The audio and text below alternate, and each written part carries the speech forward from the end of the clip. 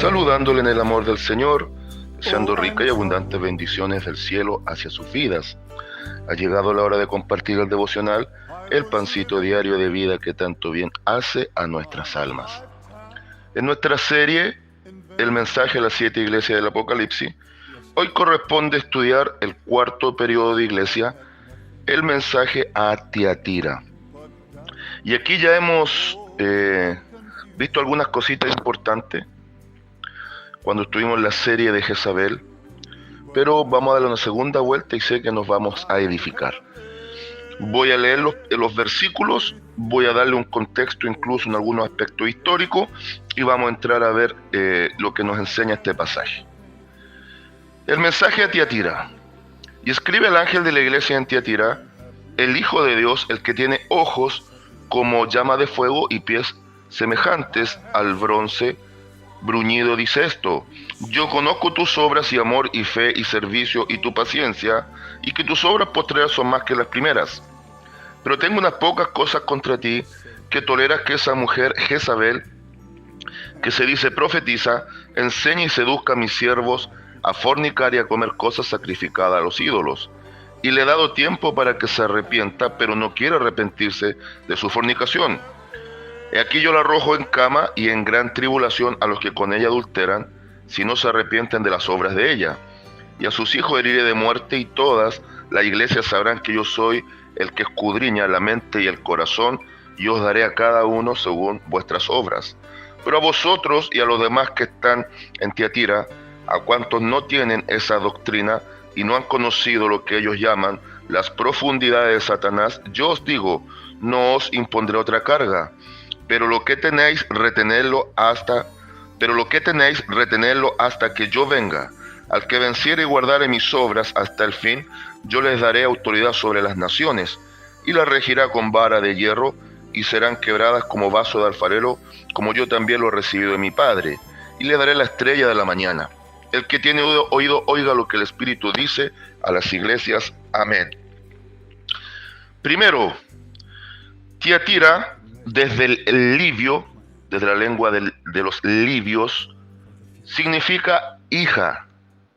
Entonces, esta iglesia, escúchemelo bien, es el fruto, es el resultado natural de el matrimonio insano entre la política y el Estado. Yuhu.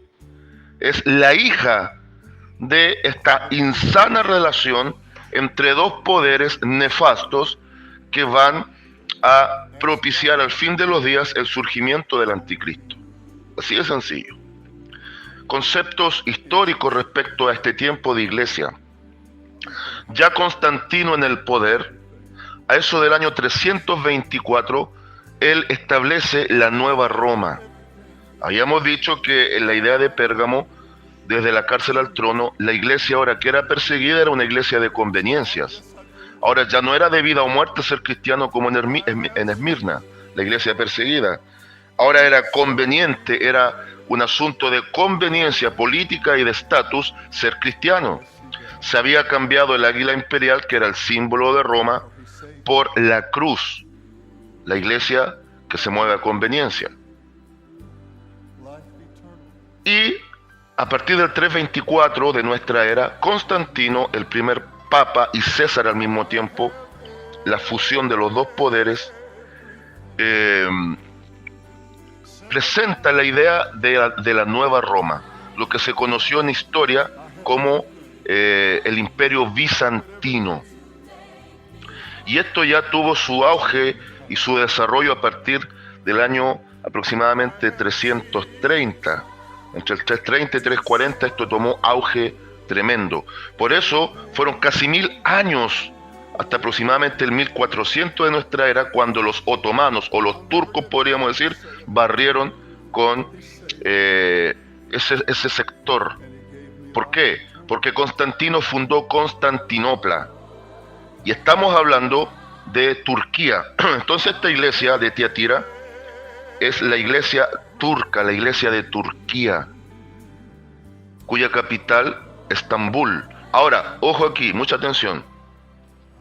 Una vez más aparece el principio de la división.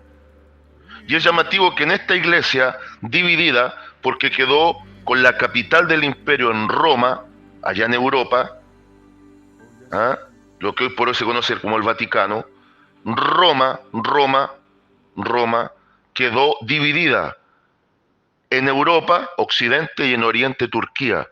Entonces, Constantino fundó su ciudad llamada Constantinopla, lo cual hoy por hoy es en Turquía, la actual Turquía, y desde ahí también comenzó a gobernar. Dividió el imperio, y el auge duró 1000 años prácticamente, hasta que fue destruida. Por eso aquí vamos a observar que en la sentencia de juicio, Dios declara que incluso los hijos de esta Jezabel, que aparece el espíritu aquí, van a recibir juicio. En esta división, en dos bloques, Europa y Medio Oriente, Turquía, es donde se produce el gran periodo de iglesia denominado el tiempo de la iglesia medieval, el tiempo de la iglesia del oscurantismo. Pero me llama la atención que, al igual que los días de Israel dividido, en esa gran división en dos bloques en Israel, apareció la Jezabel histórica.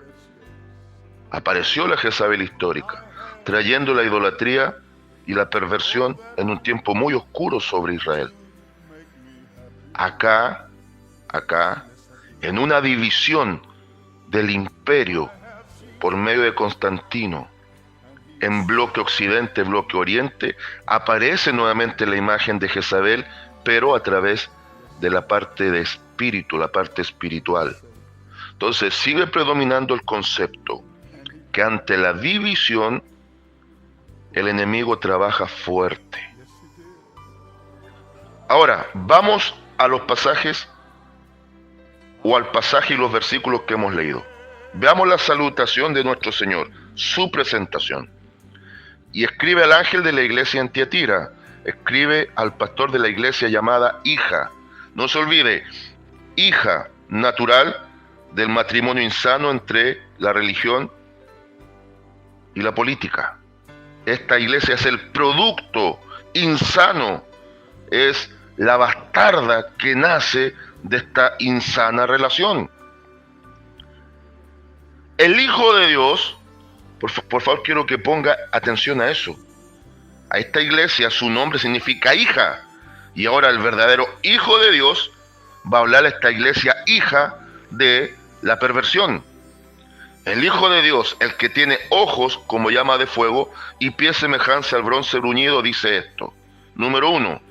Los ojos como llama de fuego hablan de la omnisciencia, el todo conocimiento, la presciencia de nuestro Señor Jesucristo, que conoce todas las cosas respecto a su iglesia.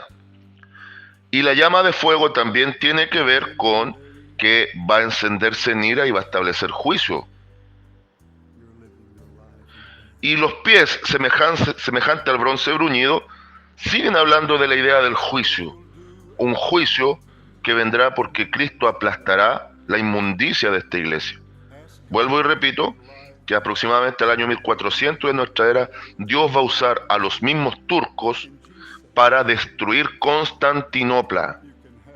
Y obviamente, cayendo el sector de Oriente donde estaba este imperio levantado en su momento por Constantino el Grande, ahora debilitado, deja de ser imperio político, pero siempre Roma ha seguido gobernando ahora desde la esfera religiosa. Ahí estuvo la gran trampa. Mutó desde la política a la religión. Entonces, este imperio no ha dejado de ser, porque ahora sigue trabajando desde la religión. ¿Qué dice Cristo de ella? Yo conozco tus obras y amor y fe y servicio y tu paciencia, y que tus obras postreras son más que las primeras. ¿Ah? Al inicio esta iglesia tuvo cosas buenas al inicio, pero aunque tuvo cosas buenas, lo peor, lo más perverso fue el oscurantismo idolátrico. Cómo cayó en una perversión solo comparable a los días de Jezabel. Nación dividida, idolatría extrema, perversión viciosa. Por eso ahora va a aparecer Jezabel, pero como doctrina transversal que afectó a la sociedad de su momento y trabajó desde la misma esfera religiosa. Lo mismo que está ocurriendo ahora, y eso ya lo analizamos, como el espíritu de Jezabel no solo es un espíritu que lleva a la perversión sexual, sino que transversalmente en la sociedad actúa llevando a un adoctrinamiento hacia la perversión, hacia el homosexualismo, hacia la agenda LGTB que hoy día predomina, para preparar todo el escenario a fin del surgimiento del anticristo. Ya en esos días trabajaba en esta perversión. Por eso fue una iglesia tan inmunda en este periodo, la doctrina que llevaban. Pero tengo unas pocas cosas contra ti, que toleras a esa mujer, Jezabel. Vuelvo y repito, no se olvide, ahora está hablando de la doctrina, el espíritu, la falsa doctrina, el adoctrinamiento y el tiempo de terrible idolatría, paganismo y perversión que se estableció en este periodo. Y es llamativo que dice que se dice profetiza, no lo es. Pero su lenguaje, su profecía entre comillas, es la falsa religión, la falsa doctrina, la enseñanza idolátrica. En este periodo fue donde surgieron las más aborrecibles doctrinas del catolicismo apostólico y romano.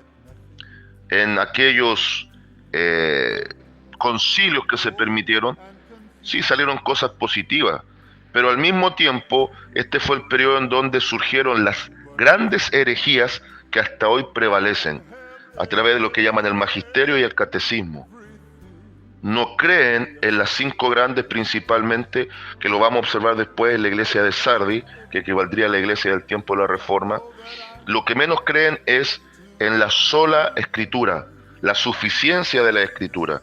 Tienen que agregarle la tradición, el magisterio, y tienen que agregarle también el catecismo, su propia interpretación del enfoque bíblico. Entonces ahí aparece la idea de la Jezabel, la que trae la perversión de la idolatría, y siempre cuando hay perversión de idolatría va a aparecer la perversión sexual con todas sus variantes. ¿Qué hace este espíritu? Enseña y seduce para ir en pos de la idolatría. Y ahí están las falsas doctrinas que en este periodo de iglesia surgieron y han prevalecido en el catolicismo romano. Ahora, hasta el día de hoy, la iglesia romana, aunque dicen que están unificados, están divididos. Todavía está la iglesia de Oriente, la iglesia católica de Oriente, que aunque también es idólatra por excelencia, no es tanto como la que está sentada ahí gobernando como un pequeño país con un presidente que es el Papa, y que a todas luces son los que realmente están gobernando en muchas esferas a nivel mundial. El Vaticano. Ahora mire, versículo 21 en adelante: y le he dado tiempo para que se arrepienta, pero no quiere arrepentirse de su fornicación. He aquí yo lo arrojo en cama y en gran tribulación a los que con ella adulteran y no se arrepienten de las obras de ella. Ahí vuelvo y repito, aproximadamente en el año 1400 de nuestra era, Dios va a permitir que los otomanos o turcos destruyan Constantinopla y se cumple esta profecía.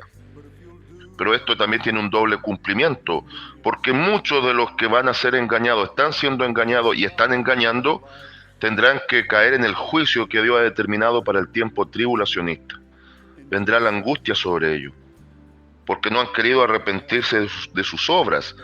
Y la idea de que es arrojada en cama significa que es herida de muerte, en un proceso y en un periodo de agonía terrible.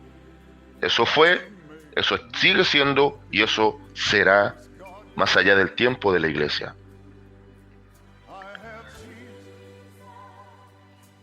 El 23 lo confirma: y a sus hijos heriré de muerte, y todas las iglesias sabrán que yo soy el que escudriña la mente y el corazón, y os daré a cada uno según vuestras obras. Entonces, ¿qué vamos viendo? La presentación Cristo habla de todo conocimiento y juicio que vendrá sobre la iglesia. Reconocimiento o elogio, tuvo cosas buenas en su inicio, pero una gran perversión en su periodo intermedio y final. Le da advertencias de arrepentimiento, pero el juicio es inevitable porque no se arrepentirán. Ahora, versículo 24, pero a vosotros y a los demás que están en Tiatira, a cuantos no tienen esa doctrina y no han conocido lo que ellos llaman las profundidades de Satanás, yo os digo, no os impondré otra carga, pero lo que tenéis, retenerlo hasta que yo venga. ¿Qué significa esto? Al igual que en los días de Elías, cuando Elías se sentía morir debajo del enebro, nuestro Dios le dice, no te preocupes, Elías, porque tú no eres el único que queda. Yo me he reservado un remanente de 7,000 rodillas que no se han doblado a Baal. Siempre, en todo tiempo, Dios se guarda un remanente. En todo tiempo de iglesia, Dios se ha guardado un remanente, como lo hizo en los días del Antiguo Testamento, donde aunque su pueblo, corporativamente hablando, la nación, la gran congregación de Israel, se pervirtió e idolatró y fue en pos de lo falso, Dios siempre se guardó un remanente. Ahora, no es que en estricto rigor sean específicamente 7,000 rodillas, 7,000 rodillas, que pueden ser 7,000 personas o 3,500 personas. El 7 en Biblia tiene que ver con la plenitud y la perfección de Dios.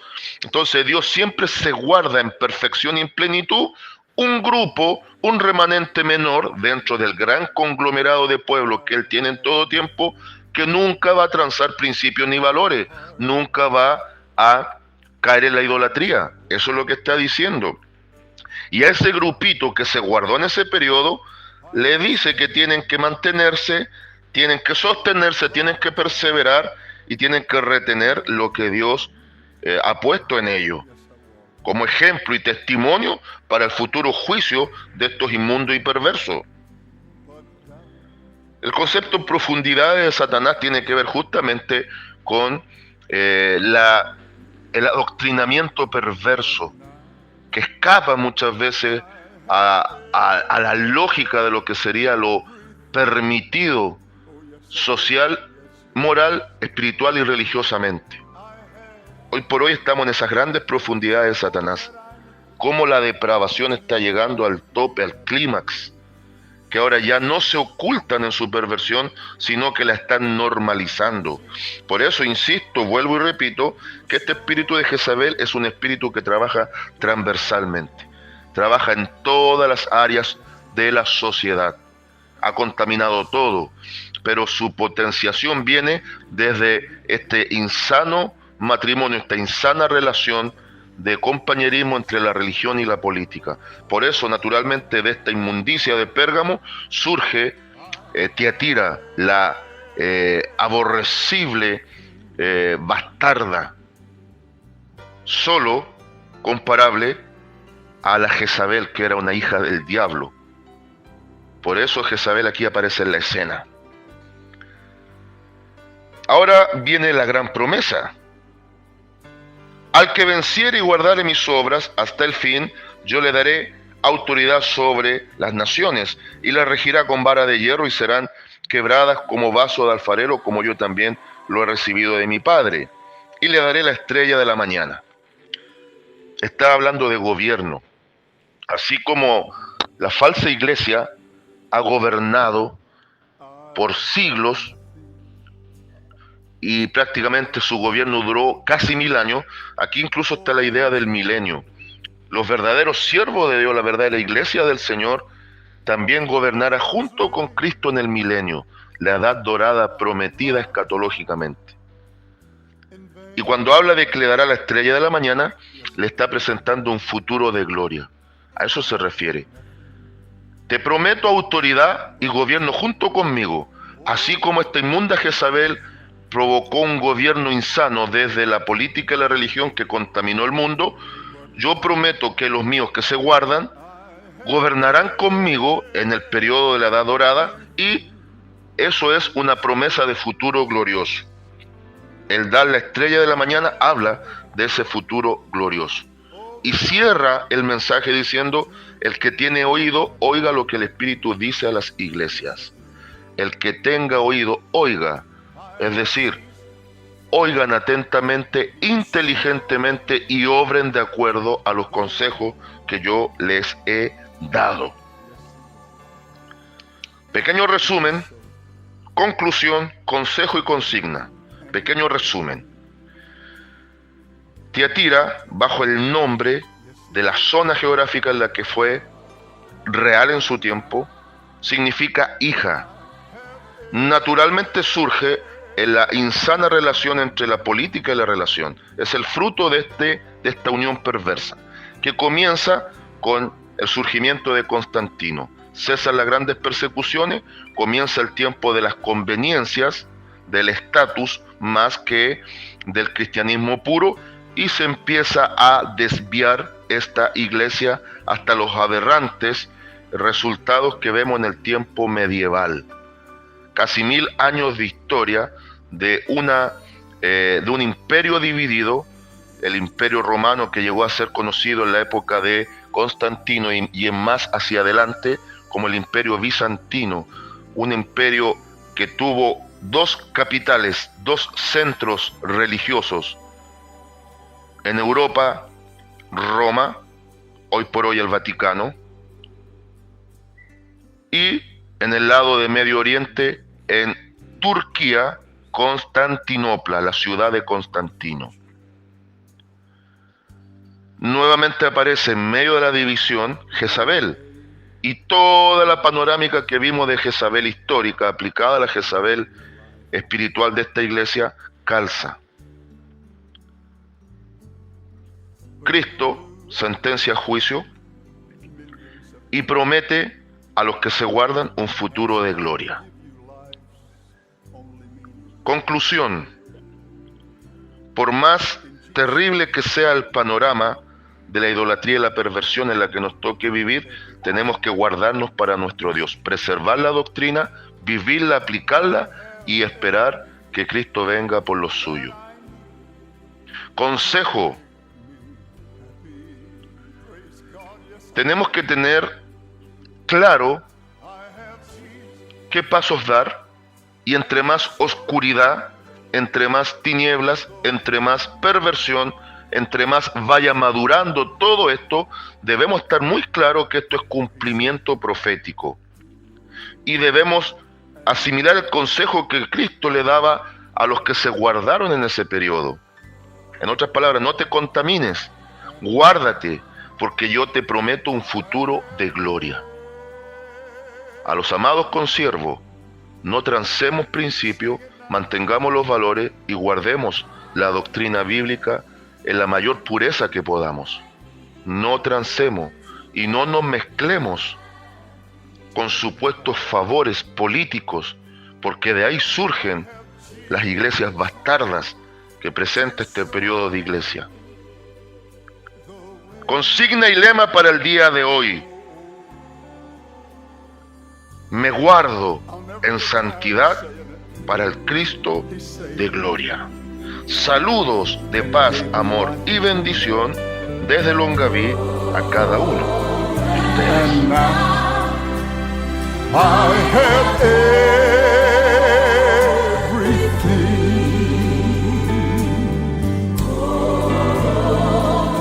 and now I have everything.